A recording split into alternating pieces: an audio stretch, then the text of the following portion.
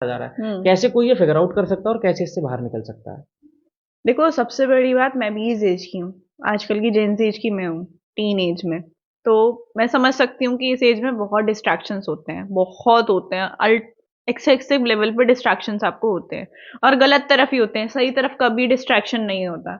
लेकिन इसका सबसे बड़ा तरीका है, जो मेरे पेरेंट्स ने भी मेरे पे लागू किया, वो ये था कि उन्हें पता था कि ये एज शुरू हो गई।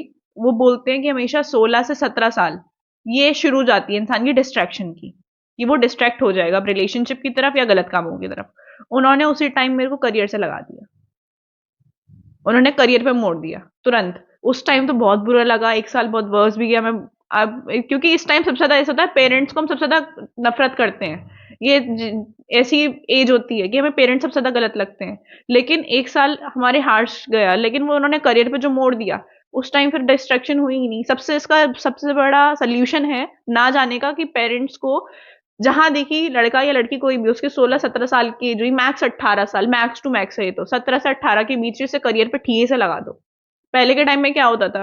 हम्म। बिजनेस दुकान पे बैठा दिया। पहले के टाइम में क्यों नहीं होती थी ये सब चीजें? फिर समय ही नहीं है भाई किसी पे।